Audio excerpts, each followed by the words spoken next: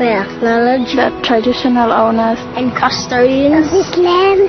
We acknowledge the waterways, the land, the sky, and all who inhabit this place. Country. We acknowledge Our ancestors. We acknowledge our elders who have gone before us and those who stand for us today. We acknowledge our past and stand here for our future country.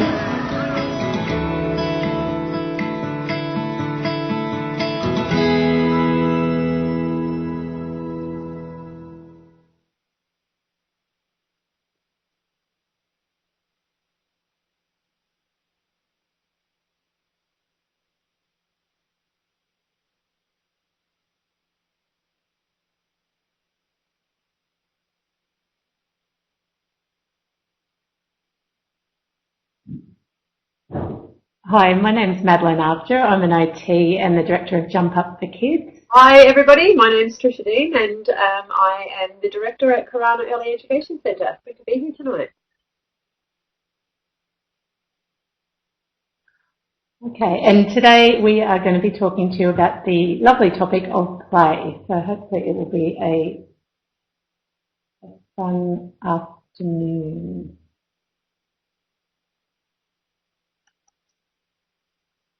I just wanted to click on this. So just figuring out the slides.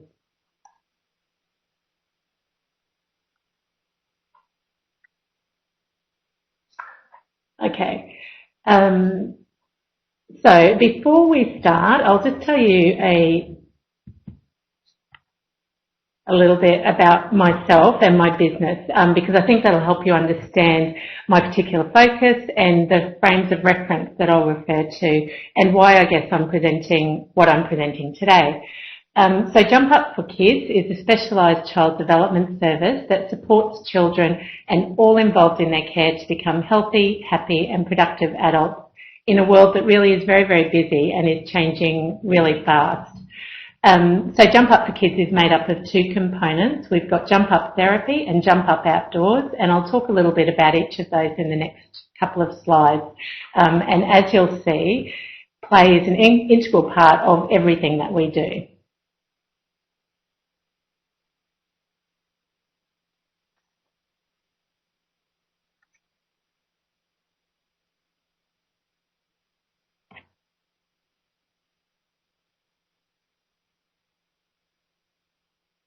I'm just having a little bit of trouble with the slide. There we go. Okay. So Jump Up Therapy is an OT practice. We aim to provide children and their families and everybody involved in the care of that child with skills, knowledge and abilities to help that child to develop to their full potential. We really want to help families to be able to face any future challenges positively and armed with the knowledge and confidence that they need so that their children are able to develop and grow into healthy and productive young people and then adults.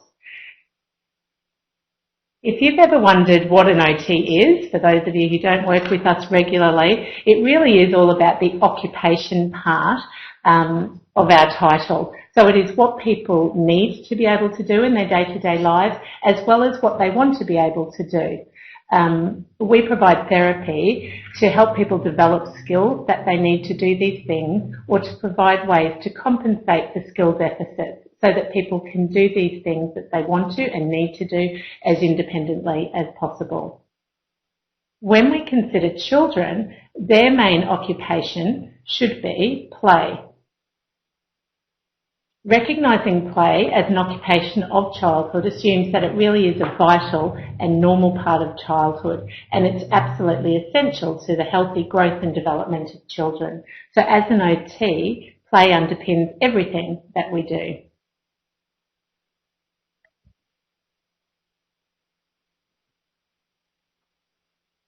At Jump Up Outdoors, we provide outdoor play experiences where the children are playing outdoors all day. We choose really great outdoor environments. We provide them with natural and loose materials, and we give children the freedom of time to explore and come up with their own play. The reason that we focus on outdoor play experiences at Jump Up Outdoors is because outdoor play is at risk. We're really trying to counteract the fact that children's access to outdoor play is dwindling. So things like safety concerns, increased traffic, even the fact that more of us have got pools in our backyard now and we've got higher fences mean that children don't tend to jump next door and play with their neighbours as much.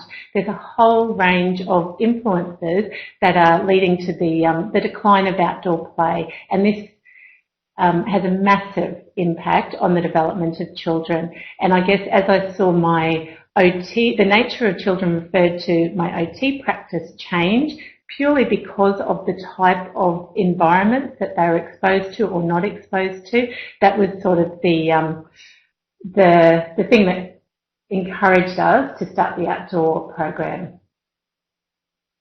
So today, what I'm going to do for you is to pull together my knowledge from working as an OT for over 20 years and also the experiences we've had at Jump Up Outdoors to present you with a model that informs our practice at Jump Up for Kids. So what I'm hoping is that this model will give you some additional tricks that you can take back to your services or your centres and to advocate for what you already know is in the best interests of children. And that's why I'm guessing that you're here today. So while I will be focusing on outdoor play throughout today's presentation, the model of play that we'll talk about can and should be applied to all sorts of play experiences to ensure that we are always providing our children with true, good quality play experiences.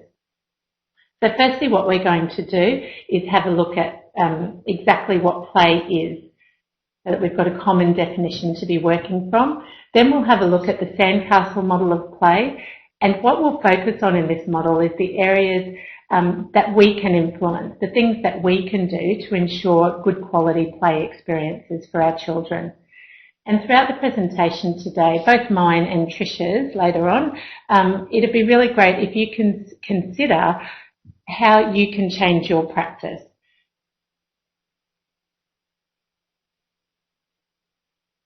So to start off with, we're just going to have a quick 3-minute pit stop reflection that will just let you have a chance to think about and talk with those in your room about the service or the centre that you are currently working at and what play looks like at your centre.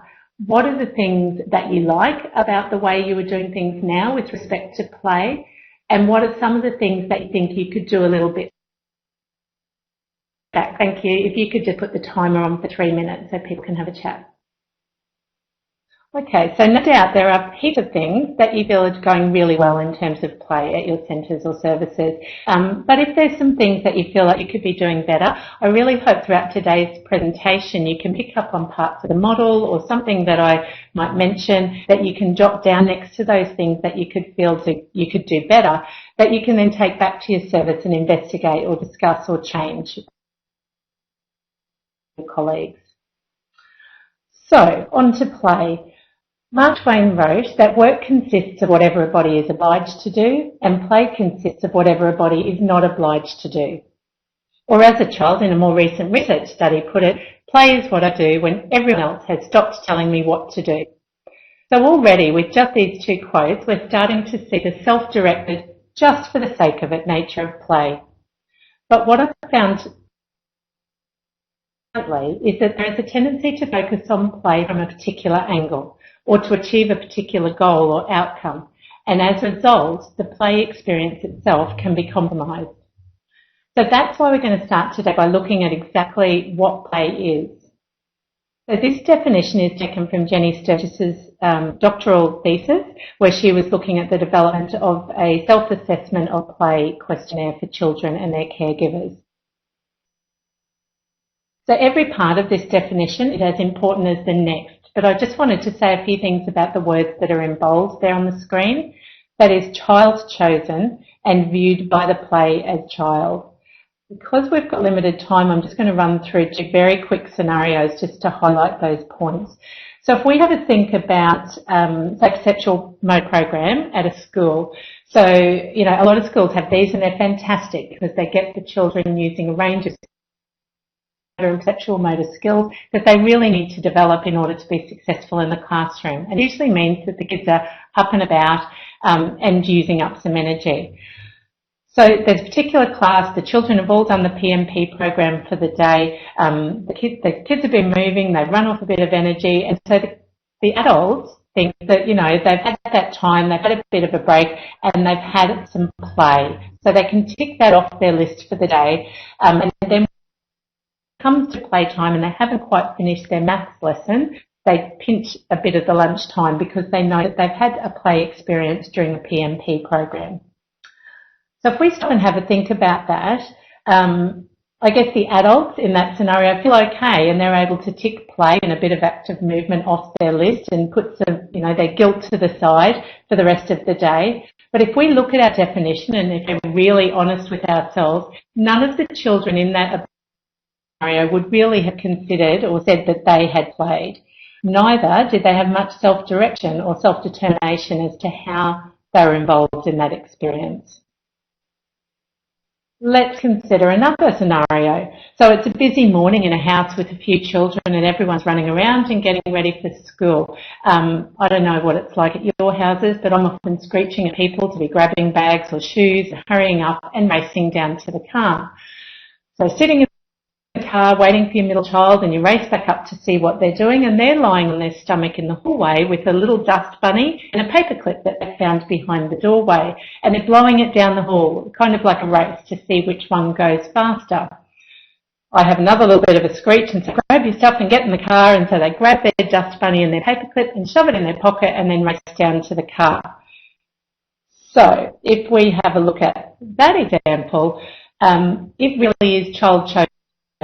So the child realised an opportunity for play and would probably agree that they had been upstairs playing. It certainly didn't meet the needs of the adults in that scenario, but nevertheless it did meet our definition of play. And my reason for giving you these two quick examples is this.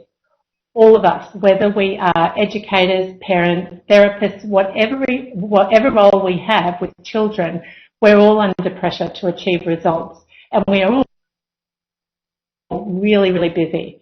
So what can happen is that we can focus on a particular outcome and then work backwards to try to mould the play experience to meet that outcome. And in that process, we tend to lose the essence of play. So what I'm going to do today is present to you a model that encompasses all the aspects of play suggested in our definition. And this is the model that we use at Jump Up for Kids to plan our play experiences. By using this model, we confident that we're providing our children with true, good quality play experiences. We all know that play is a really powerful, natural and innate occupation for children, and Trish will touch on some of the benefits of play in some more detail as part of her presentation. So if we know that and we remain true to the principles of play, then all of those benefits, the cognitive, the social, emotional, language and developmental benefits will follow. So here's our model of play. It was developed by Jenny Sturgis as part of her thesis and in conjunction with the definition that we looked at earlier. She chose the Sandcastle because it's similar to play. It can be complex or complex but temporary. You can play alone or in a group. It can be spontaneous or planned, and it evolves and changes while it's being built. So it's really nicely encompasses all of play. We're going to look at each element of the model really quickly today, and then we will look in a little bit more detail at the elements that we as adults have the most influence over when we're programming or organising play experiences. So the first 5 elements are not necessarily, or they're not really at all within our direct control, as they refer to aspects of the individual child who is playing. So the upturned buckets of sand, they form a strong base of support at the bottom of the castle, and these represent the existence of developmentally determined skills. So these are all the social, communication, cognitive, physical, organisational, adaptive and self-concept skills that the child brings with them, and they are supportive of play. The body of the castle are the specific play skills that the child brings with them. So that's the ability to negotiate the rules of play or to be able to look at an object and use it to construct something fun. So that symbolic, imaginative type of play. These specific play skills develop with time, experience and nourishing environments, and each child will bring their own different set of skills to a play experience, depending on their age, their gender, their personality, their temperament and their life experiences. The pinnacle of the Sandcastle is a child's personal preferences. So their personal playful style, what types of toys they like, whether they prefer to play in a group with another child or as on their own, their talkativeness in play, their preference for their type of play, whether it be indoor or outdoor or imaginative or construction. Each child's play style is individual and comes from the interaction between their genetics, the environment, the context and experiences of the child. And all of these things will contribute to of confident playfulness. The ocean around the Sandcastle signifies the child's personality, which flows into the moat. So personality is pretty much a given, and it's not something that we influence necessarily, but we need to consider when we're applying this model to the children that we work with. The flag at the top is one of my favourites, and it is in fact one of the most important elements of the model, and one that we really often. So it represents the child's ownership of play. We've got to remember play is only play if the child considers it to be a playful episode. So the child might have all the developmental skills needed for play and a lot of environmental opportunities, but still that episode may not be chosen by the child and therefore it's not considered play. So the next few elements or parts of the model we have the most influence upon. And if we focus our efforts here, we have the greatest influence on the quality of play experiences that we provide to the children in our care. So the moat around the castle is the set of circumstances that best support a playful episode. That's the physical resources available and the time. So if you think of a child who has a bare backyard or even a highly landscaped, really beautiful backyard that they're not really allowed to touch, and they have a really highly structured schedule. So for half an hour on a Saturday afternoon, they're home between cricket and volleyball, and their parent says to them, go outside and have a play. This child is likely to be the one that's back in 5 minutes saying that they're bored and can't find anything to do. It's because their moat is pretty much dry. There's no real physical resources to play with, and they don't have an awful lot of time. As opposed to a child who is allowed to get dirty, make a bit of a mess out in the backyard, has the whole morning to play and has a range of areas in their yard that they can change and use for play. If we have a look at Drawbridge, this is the stimulus to play that the child recognises. So it's the most intangible and probably trickier to put your finger on part of this model, but is close to what we would usually talk about as spontaneity. It's the stimulus that the child recognises in themselves or in the environment around them that they can seize for play. So in the case of our child who was supposed to be getting ready for school, it was the moment that they saw that dust bunny and the paperclip and wondered which one would move faster down the hall. That was when their drawbridge was lowered. And if we look down the bottom of the model, we have the context in which all around our model is the context in which our play is occurring. So that's the air that surrounds both the castle and the people, the creators, the air quality. So the physical environment that we create or is available for play is part of this, but it's much more to this. Other aspects that we should be mindful of are the social and cultural context within which play is occurring. So in today's society, the context of play or the air quality in our model is really severely compromised. It's polluted by worries about risk, increased traffic, a push for performance and outcomes, etc., etc. And I'm sure you're all very well aware of those, so I won't go into detail with those. So now we're going to have a look at how we can help build a sandcastle for the children that we work with. So how do we make the best good quality play experiences for children? Often we're trying to manipulate and fix a child in order to achieve a desired outcome. But with our understanding of exactly what play is and the sandcastle model of play, it gives us an increased ability to consider a more effective approach that preserves the integrity of play whilst also achieving the required outcomes. If we can create a set of circumstances that allows children to truly play, then they will figure things out for themselves. They will use the skills that they have and they will extend their limits as they learn to assess the risk and figure out what's okay and what's not.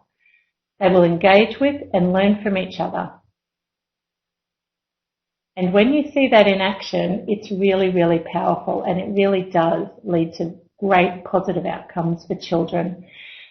So what I'm going to do today is just talk through some of the examples from our Jump Up Outdoors program that shows how we consider and use the sky, the drawbridge, the moat and the air components of our sandcastle model to provide good quality, true play experiences for our Jump Up kids.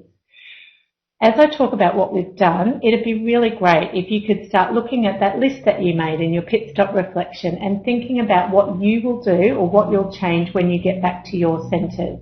Start an action list right now so that at your next staff meeting or planning day, you've already got items for discussion. All right, so at Jump Up Outdoors, I mentioned earlier, we play outside all day. We've got a shelter if it rains. We've got a trailer, it's a shed on wheels to store all of our equipment, and we do have a lockdown facility which, touch wood, we've never had to use.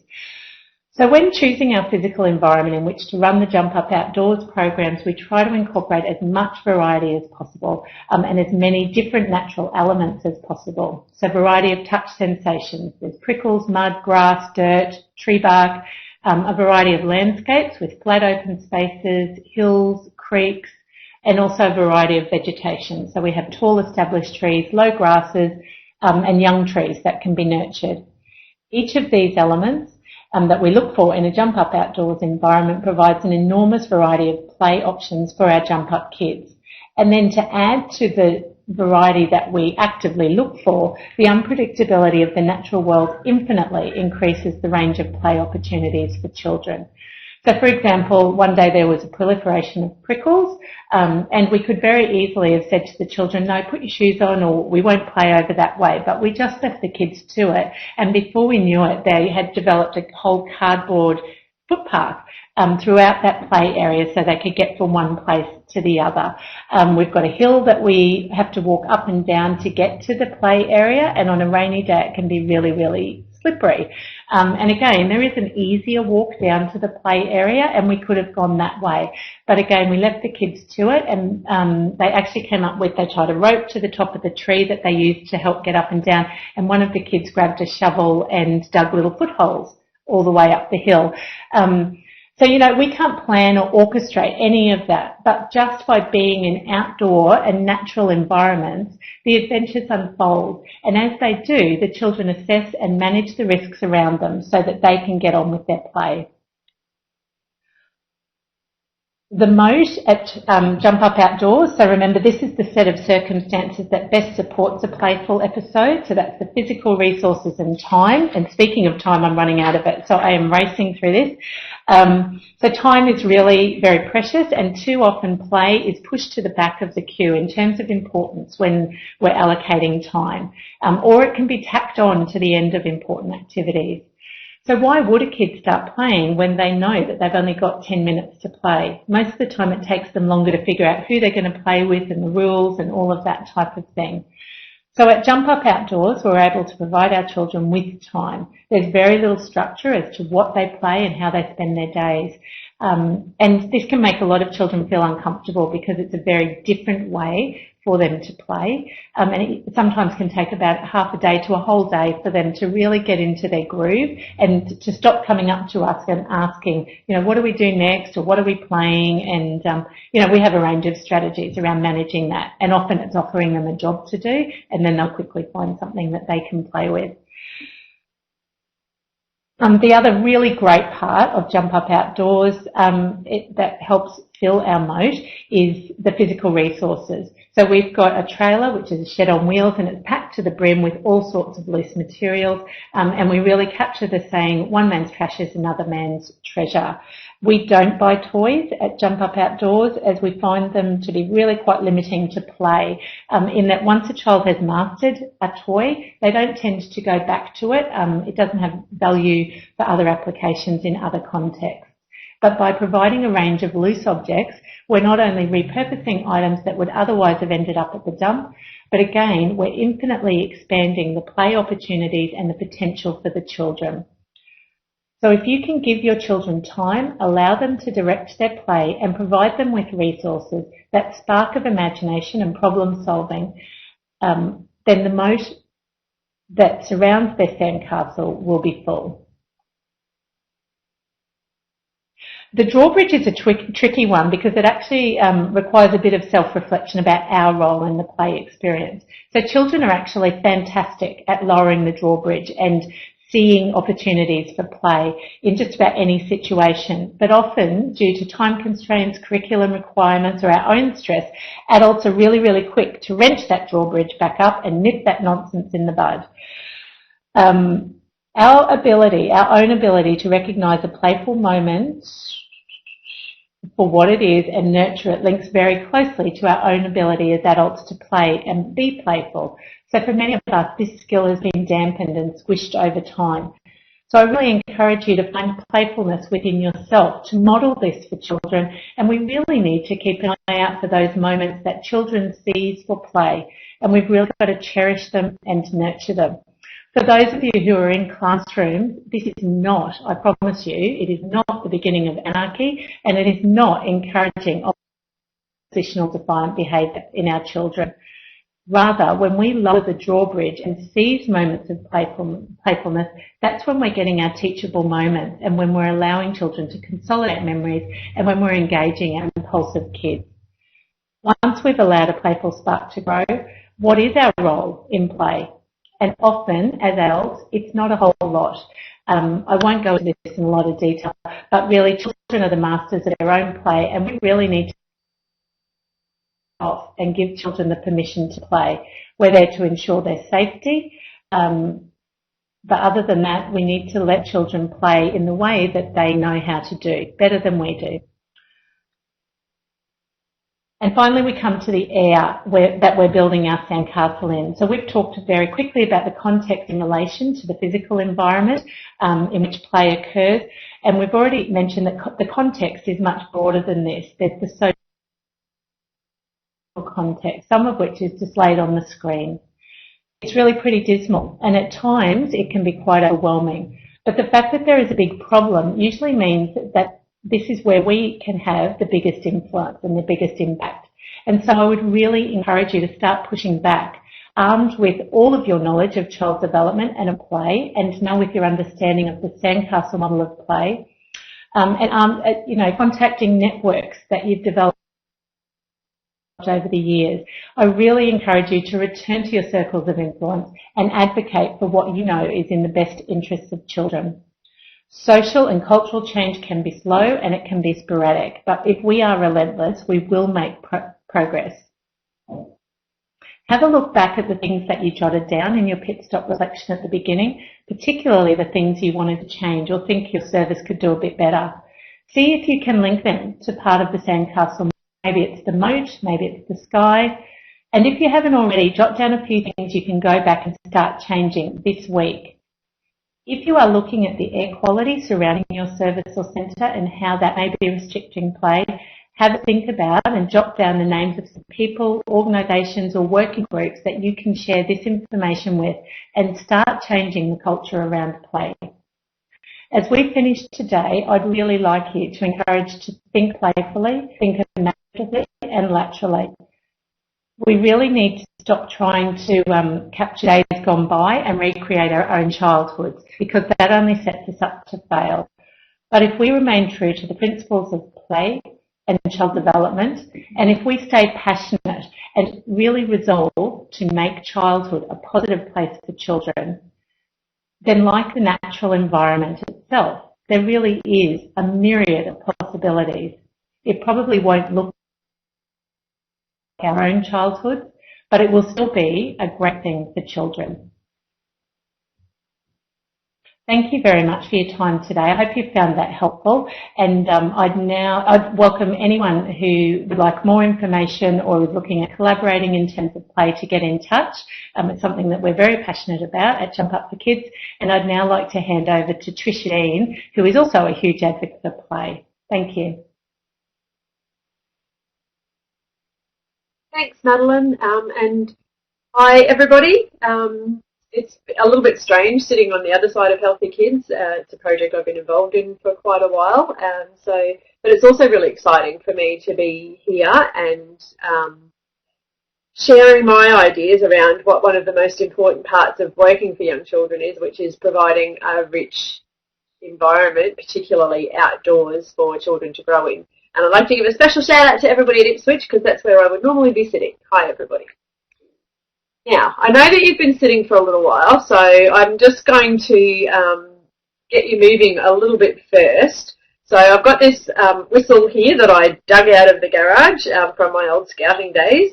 So when I blow it once, I want you to stand up, so let's practice that.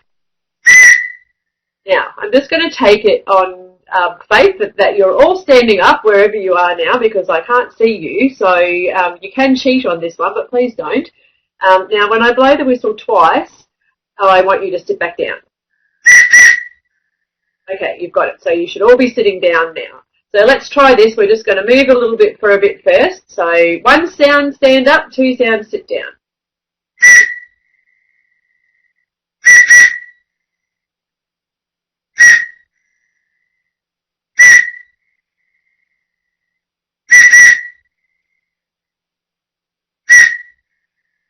Okay, so you've all been moving. Oh, sorry, hang on, I've left you standing up, haven't I? Wait a minute. Okay, now, get yourselves comfortable again and get yourself going, because here we go. Right, now, according to Jane Healey, who's recognised as an expert in learning, I've just increased your cognition by 70%. So, I'll really need to turn the information up now. But let's remember also that when we're with children, that movement is its memory. So maybe I should have been standing up and sitting down a little with you. But if we want to set children up to succeed, then we've got to let them move. Angela Hanscom, who is an OT as well, like Madeline, and the author of an amazing book called Balanced and Barefoot, gives really detailed information in her book about how allowing children freedom to play, particularly outdoors, supports their development. And it's our knowledge of that development that enables us to plan the environments that will support children in their intrinsic knowing of what their body needs at any point in time. If you haven't read that book, I highly recommend that you read it. And if you have read it again, because it's a great book. Quality Area 3 of the NQS gives some really well detailed information about what quality practices look like in regards to the environment. So I think ideally our doors should be open between the indoors and the outdoor environments permanently. So it's really important to remember that while those two environments should offer significantly different yet complementary experiences, so while they're really different, much of the play that children have will be intertwined when we're allowing children the freedom to move from inside and outside. So a child who's been, for instance, playing with inclined planes and the increasing velocity of objects moving and discovering how the ramps and angles might affect the objects that move along them, such as little magnetic gutters or marble runs, for instance, will very likely want to continue that investigation outside on a bigger scale. So it's important that we've got materials outside to allow that to happen.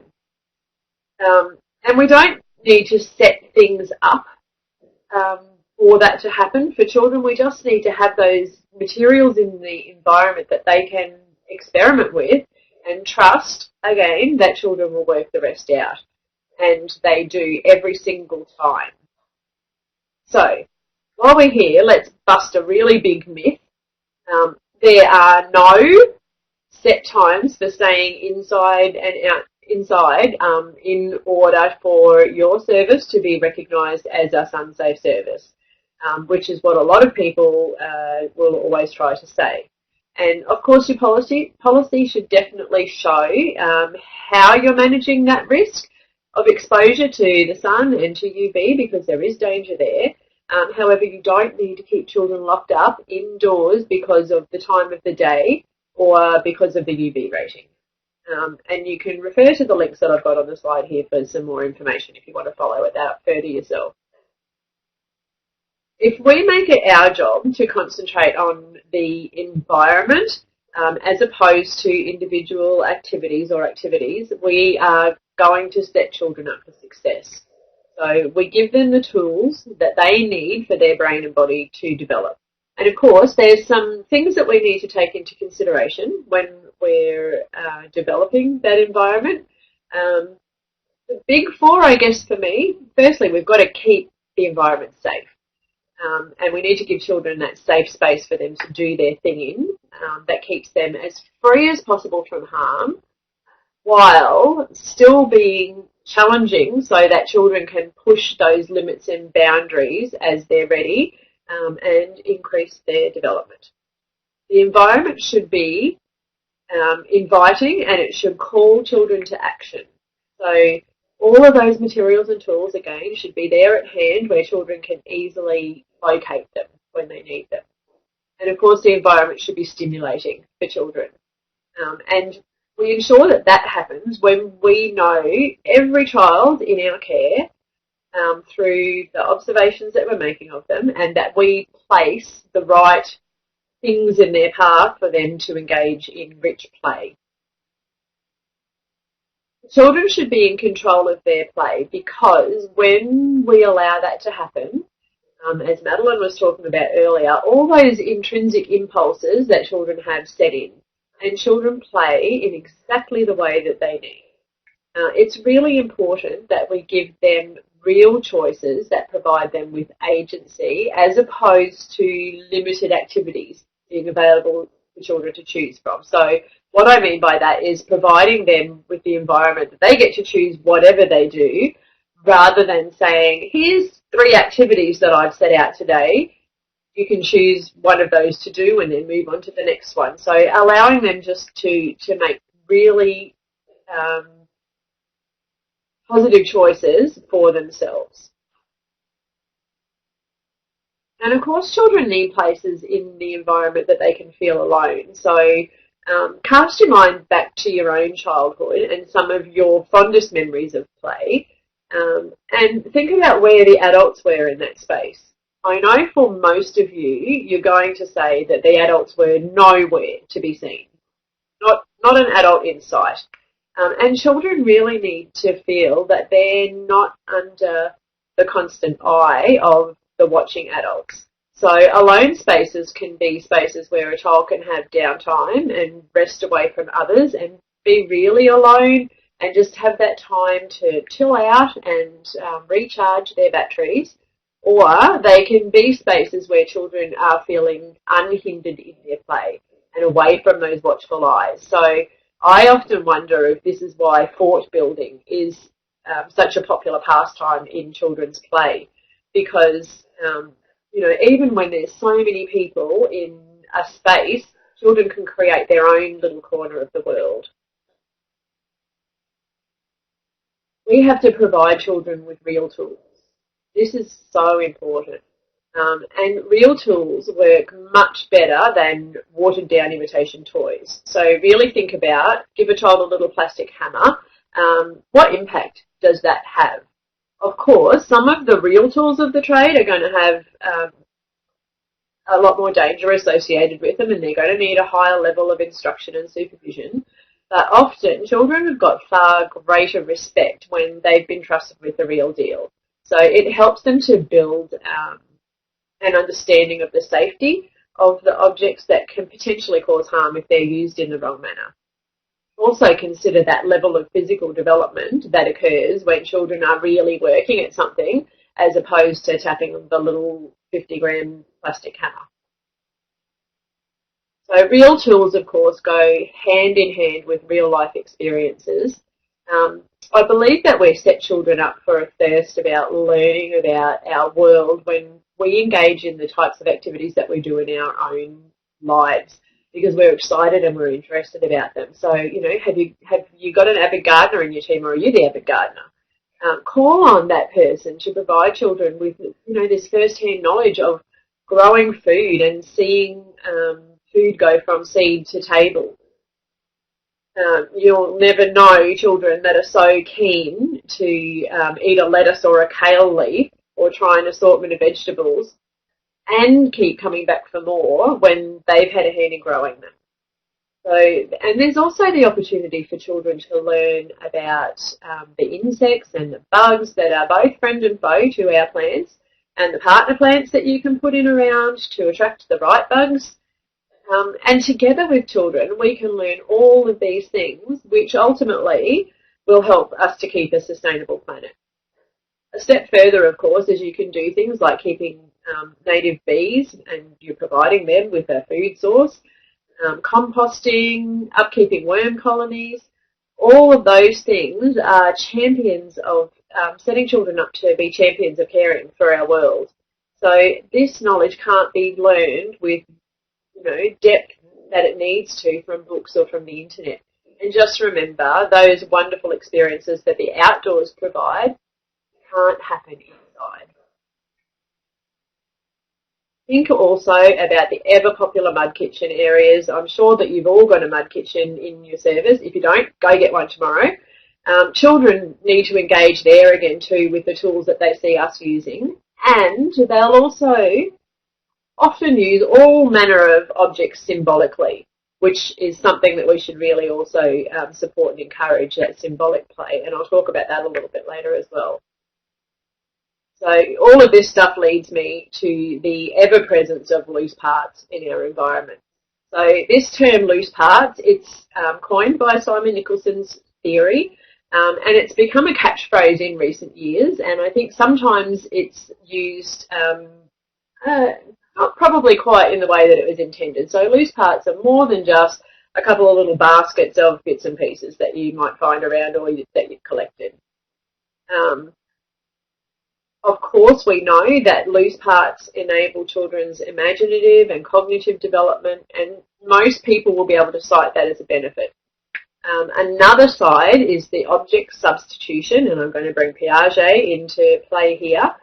For example, using a stick as a sword, or a pot as a hat, or a cardboard box as a car.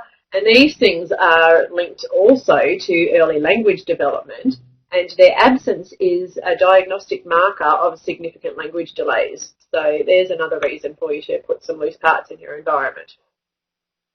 The great thing about loose parts is obviously that they can be sustainably resourced for very low or no cost. And I'm sure that many of you are highly adept scroungers. So when we start moving to this mindset, it becomes quickly apparent that children need very, very little money invested in order to have their play supported in big ways. And you'll very soon start looking sideways at everything that you see, wondering and imagining to yourself how children might integrate those objects into their play.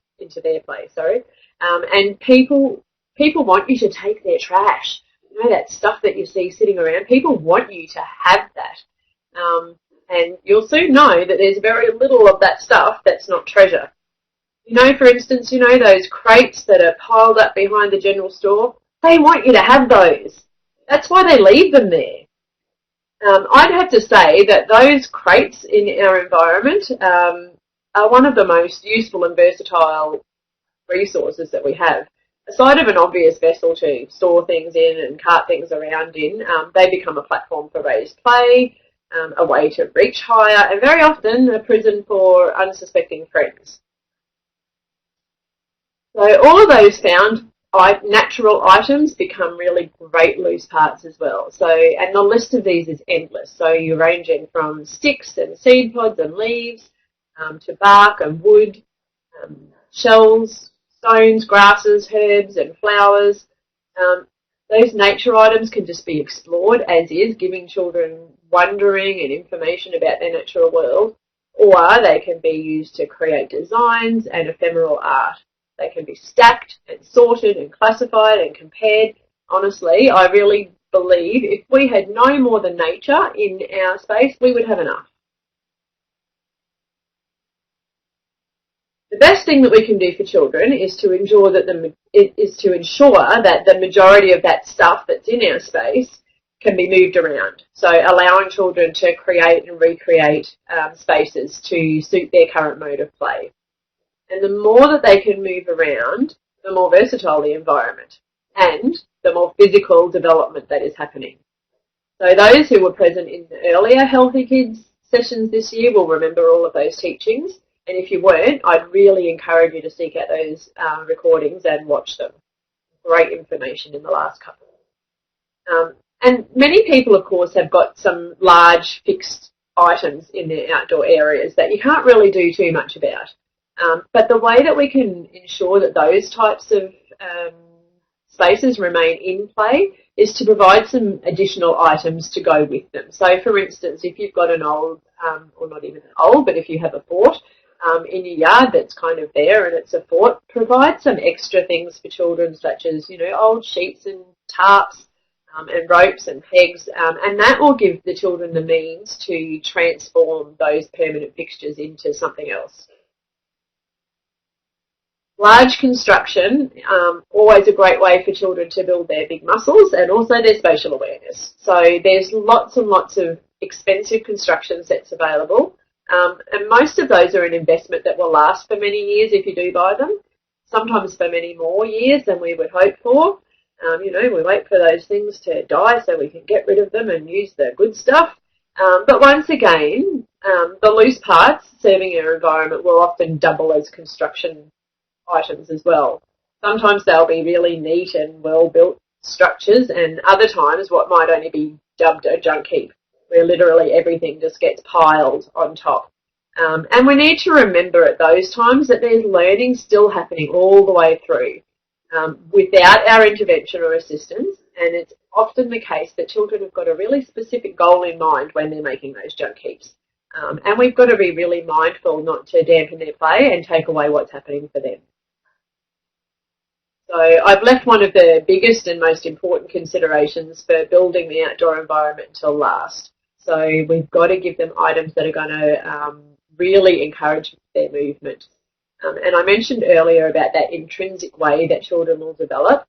And of course, that depends highly on ensuring that they've got the opportunity and the means. So if a child needs to swing and there's nowhere for them to swing in our environment, they're not going to be able to get that need met. As we've heard before, our children of today are less mobile than ever before. And the outdoors are where they're going to get that need to get their body, where they're going to get that need that their body has to move, they're going to get that need met. So actions, all these actions of spinning and swinging and hanging upright and upside down are essential for the development of a child's vestibular system. And we've got to let children do these to their heart's content because they are massively important for every area of a child's cognition down the track. So in our environment, for instance, we provide as many opportunities for these things as we can. So swings of all sorts, ropes and tyres, trapeze swings, strong branches, great hammocks, knotted twine sheets. The possibilities are really endless when it comes to things for children to swing. And then also things like ladders and planks, making sure that you have some uneven ground for children to, find their way on. Logs for climbing and balancing on, old A-frames and all of those things that we've got. Again, expensive equipment isn't necessary. And many items can be brought into artificial spaces to change things up as well. So, Time for a pit stop. I'm going to stop talking for a couple of minutes, and I'm just going to give you a couple of moments to think and pause for a quick reflection. Think about your environment again, and how it supports children's play and development. Make a note of anything that I've said that you found relevant and important, and consider any questions that have arisen for you. And after the stop, we'll move on to also considering risk and how the natural environment plays out in this. So make sure you do a couple of stand and sit exercises. Oh, I've lost my whistle. I can't even blow it for you. Oh, here it is. And stay well engaged. Thanks, Shona.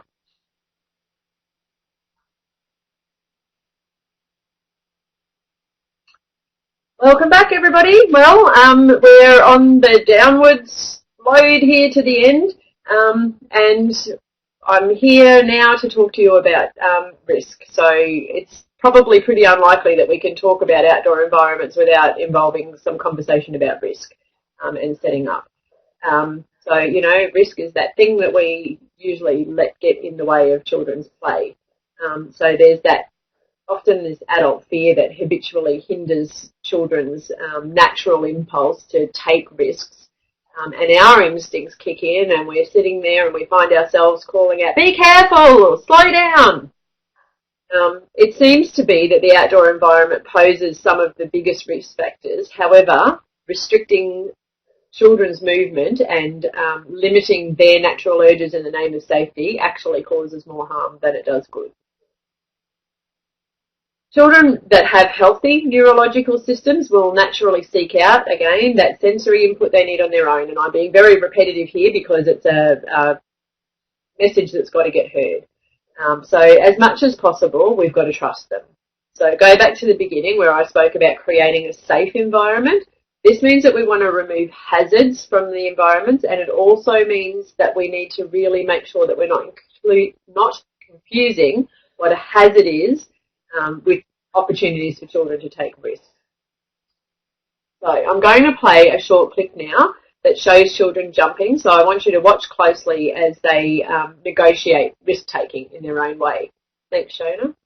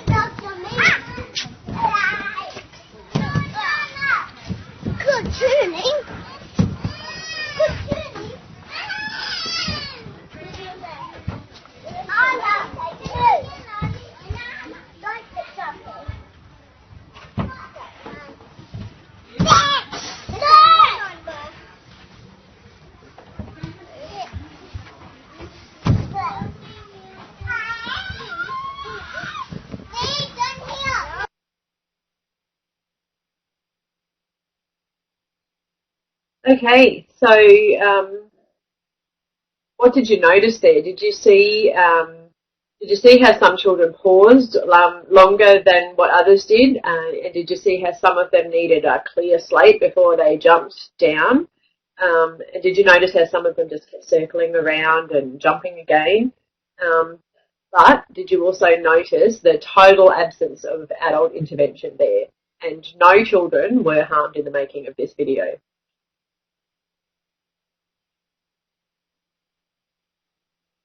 And slides are just not moving forward, so I'll just try it out. Right, there we are. Okay, so taking risks obviously allows children to overcome some physical challenges that they have, and it strengthens their senses at the same time. So this, ultimately, while they're taking risk, is going to make them safer and more resilient in the long run. That risky play allows children to overcome their fears and anxiety, and it builds strong characters in them.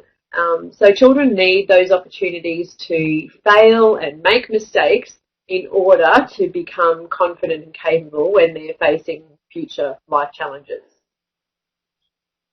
Another observation I often make of children is that, sorry, I'm having a bit of trouble with these slides again. So another observation I make of children is their desire to be up, and normally they'll want to be up as high as they're comfortable. So, and this is going to be different for every child. So it's really rare for a child to climb up to a place that they're not going to be safe. So what causes the unsafe situations is when children are coaxed or urged or lifted up into spaces that they're unable to get comfortably under their own steam. So it's not up to us to take that little carrot and dangle it and encourage children to perform. And it's not uncommon for adults to do that and provide, verbal incentives for children to push themselves. Come on, you can do it. Go up another step. And we should always just allow children, step back and allow children to be the judge of how high they go or where they go. So my recent visit to Roseville Community Preschool in the United States reminded me of these really simple rules that the school's founder, Bev Voss, created.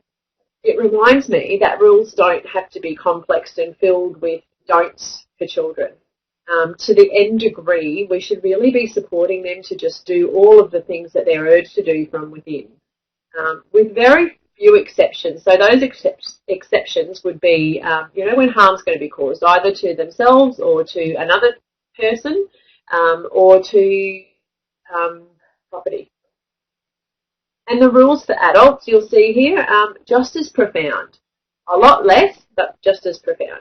And the most important thing for us to do really is to be that quiet observer of children's play and just listen. The words of Angela Hanscom echo in my ear again here. So, and she always says, step back and tune in.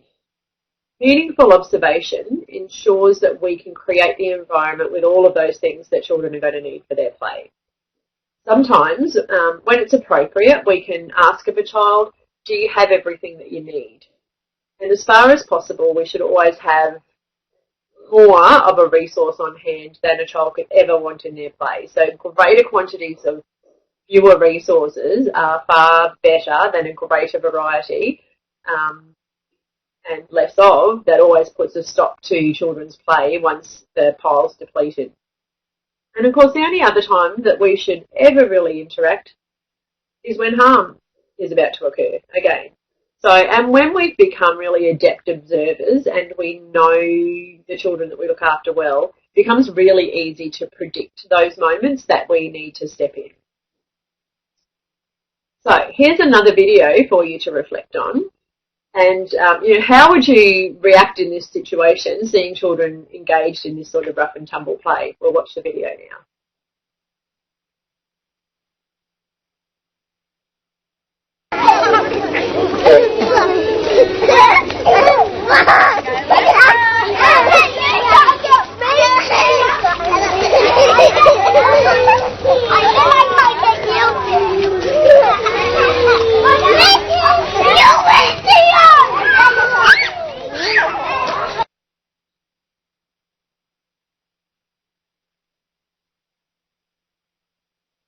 So I'm sure that quite a few of you would have found that a little bit confronting. So how many of you would be comfortable in letting children do that in your space? I definitely urge you to go away and do a little bit of reading on rough and tumble play and the benefits for that, and maybe just take some steps to ensure that the children in your care have those opportunities to engage in that type of play. Because that play fighting, it's filled with rules and restraints as children are mimicking those actions of real fighting without actually hurting one another, which is always a good thing. So that kind of, that video prompts me to kind of think about weather and, whether you see weather as a risk. And I know that some people do. And of course, we've busted that old myth about sunsafe before. And we can just as easily bust the myth about the need to come inside when it rains. And I'm sure most of you have heard that really popular saying that there's no such thing as bad weather, only bad clothing choices.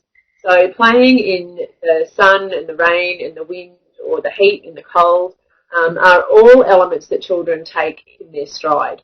So we're really lucky in Australia, and particularly in Queensland, that we've got such a mild weather range for the most part. So children love nothing better than playing with water, and of course we can give them water in a water table or a bucket, and that's great, but they need to experience more than this. So the experience of water coming from the sky is one of the most joyful for children, and maybe one of the most rare at the moment as we're going through this drought. But you know, the whole world changes when you add water to it. It's just a whole completely different land, and you know, you can all these ways of being that you are. So you can go out barefoot and free and get yourself drenched to the bone, or you can, you know, take an umbrella with you and hold that over your head and watch as the water diverts around you. Or you can don a raincoat and a pair of gumboots and you can be out in the weather and you can keep them bones dry. And again, we should really give children the choice of how or even if they interact with that. Sometimes, for some, just sitting in a dry space and watching is enough, because the elements provide such a really wonderful play resource at every level. So, you know, water, air, earth, and of course, the big one, fire. So at Karana, fire's become kind of a winter staple for us. So not only is fire this amazing thing that we can sit around and we can cook onto and we can stare into, it induces some sing-along sometimes, and it also produces this wonderful byproduct called coal. So coal is an amazing resource that we can use all on its own as well. So, you know, it can be used for mark making on all manner of surfaces. You just have to be careful which log that you sit on out in the playground for a while. It can be ground and it can be mixed with water or cell mix to make paint. You know, use it for body paint and face paint.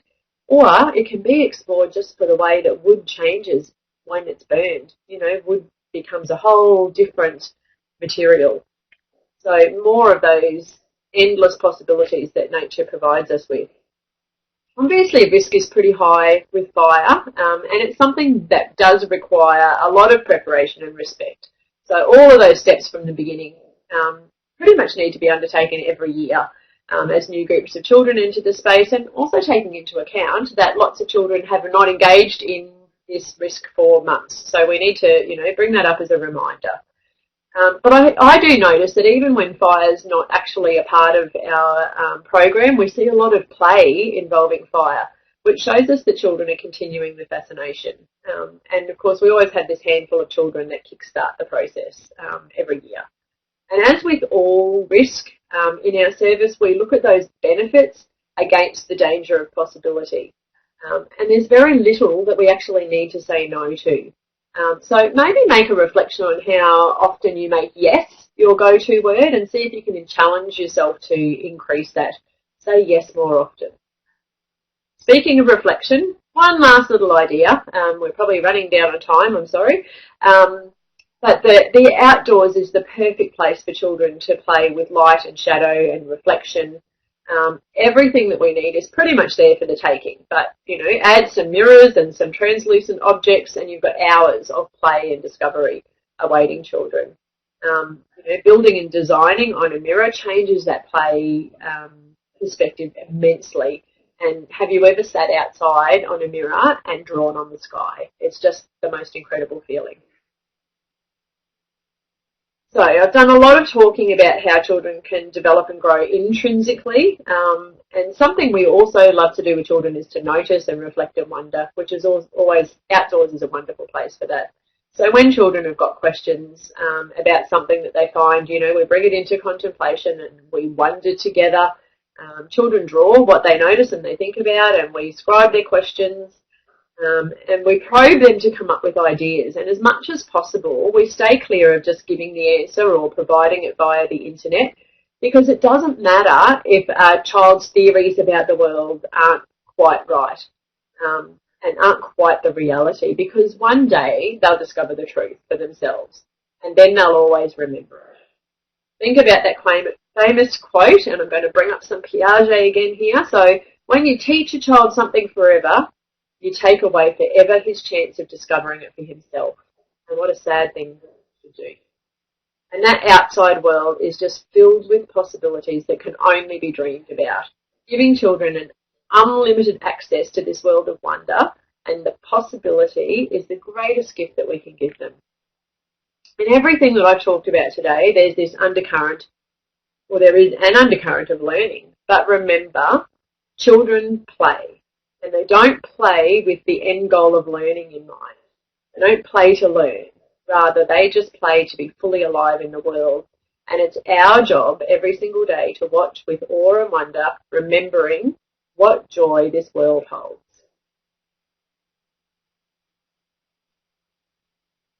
So, thank you very much for today, and I've just got some resources and further reading there. We're going to give you about 5 minutes now to think about some questions that you might like to ask either Madeline or myself, and submit those through your leading people there. Thanks, Redback. We'll have 5 minutes now and we'll be back soon to answer some questions. Hi everybody, thanks so much for submitting some questions. So we've got some really good questions and we won't have time to answer all of them.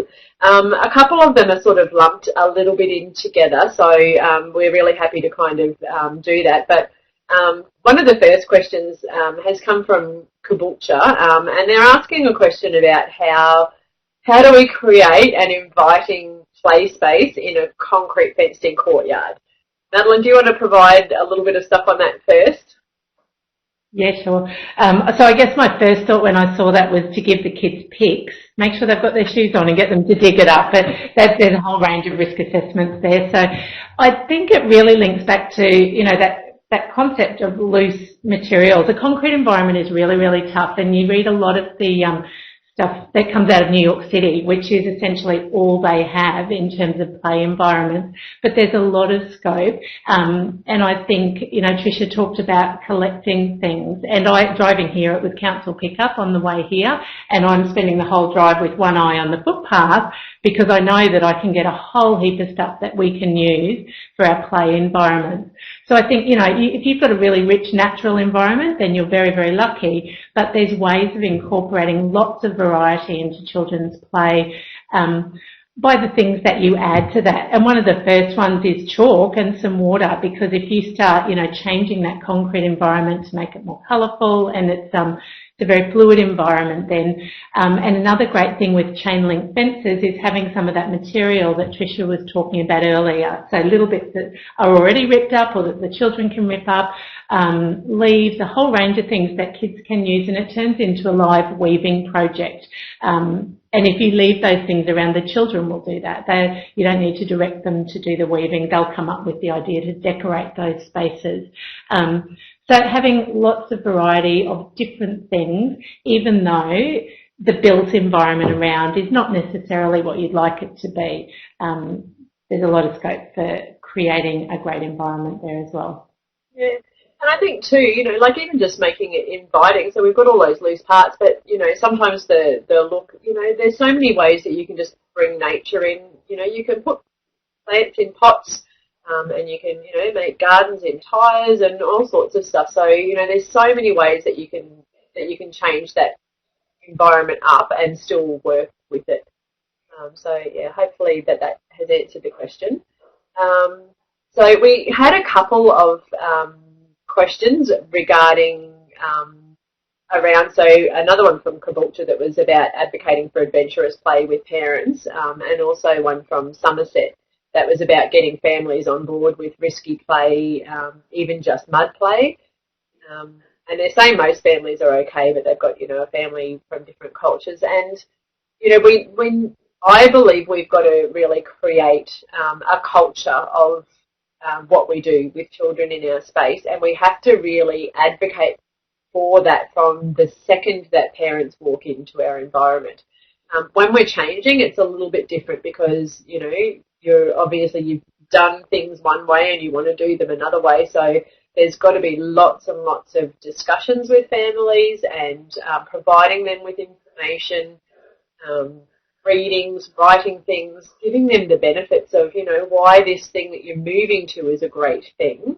And do that journey with your parents. You're not going to go overnight from having, a safe, risk-free environment to, one that's fraught with lots of risk and, play for children. You're obviously going to go through a journey with your team of staff in making those changes. So make sure that your families are on board that journey as well. Don't do it behind closed doors and then introduce it. So bring your families in as you're making that journey. I think it's super important. And, every now and again there are going to be parents that don't like that. This is my culture and I don't like my child being dirty and I don't want this. And maybe your service is not the right choice for that child, that family. Can't fight. You can't fight every step of the way, I don't think, and you have to kind of let people sit with what they're sitting. And, every now and again we have a family that comes into our environment and they've been given all of the information as they're coming in and having their orientation, and then they get there and they really, take a big and, and then it's about those conversations. And, generally those families will move on and find somewhere that suits them better. And my heart breaks for their child, but, it is what it is, and we always got to respect what each family needs. Do you have anything you want to say? Just also, in addition to that, lots of information, whether it be through newsletters or, the introductory information to services, but having parents come along and play with the kids. So we've had family days or community days. We had an International Mud Day. And I think, even though parents can read the benefits of this type of play for their child, when they actually experience and they see the joy on their child's face as they're engaged in outdoor self-directed play, it's priceless and they can't argue with that. So I really think involving parents in that play experience, it's a tricky one though, because then they want to jump in and direct the play. So it's you've got to do a lot of modelling and really set things up well so that your parents are doing the right thing as well. And I had one other point. Oh, sorry, I was also going to say parents are very, very comforted when you do your homework, as each of you would do. So for our Jump Up Outdoors program, we've got 90 plus pages of risk assessments that, that we are offering a variety of play, and it's sometimes different to what families have experienced in the past. But we can show them that we take the safety of their children and of the environment and of all children in our care very seriously. And I think that really helps in parents understanding what we're doing and accepting that as a positive thing for their kids. So how much time do we have for any other questions at the moment? Or where we're sitting?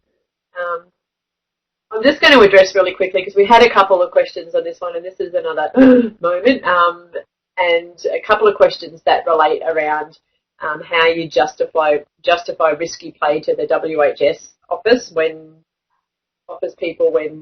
play is spontaneous, and another one about managing the risk associated with heights for regulatory bodies, and both. A lot of my first instinct was just ignore it. However, having said that, I do know that we can't just ignore them. We can to a degree. There are lots of things that we do, and again, it comes back, same sort of thing with the parents. So we need to be able to justify what we're doing and why we're doing it, and go armed with all of that lovely research and everything about, this is why children are taking risks. Like I have the regulatory body will come into our service and they know exactly what they're going to expect when they come in because they know what we do. And I very rarely have them sort of say anything. I had one day sort of say to me, those children are jumping off that thing over there and they're jumping onto the ground, and do you think you could just move something over there while I'm here? Just because, that's the way that things are. And, they know that we are on top of everything, and they know that, we are not just letting the children run wild, even though that's kind of what we are doing. But there is again, there's all of this underpinning research and risk management and all sorts of stuff that happens, and they know that we're on top of it. So I guess that we have a level of trust with them as well. So that's what you want to build, and that trust will come by knowing and what you're doing and why you're doing it. As for heights with regulatory bodies, well, we meet them pretty essentially most of the time. So having said that, there are going to be times when a child climbs higher than 60 centimetres into a tree and there's not there's not a X amount of softball underneath. But there is some softball down there, and there are a lot of other stuff as well. But that's one of those things, and I think it's more with fixed equipment. And if you actually read the recommendations, it says fixed equipment. So I don't look at a tree as a fixed equipment. So I guess we kind of get away with it for that, and nobody's ever questioned it. So that's all I can really say about that. I think we've really got to advocate. There's some real nonsense stuff out there in terms of risk, and I think if we know our stuff and we balance the risk against benefits, more often than not the benefits will outweigh the risk, and if we can look at the way that we manage it, we've got to advocate in the best interest of child development and healthy childhoods. Otherwise we're in a world gone mad.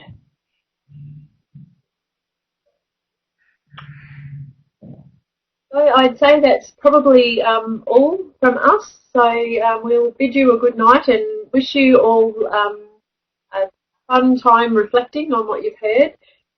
You've got both of our contact details, so feel free to get in touch with us, and I hope to see some of you again soon, and some of you maybe down the track. Thank you. Good night.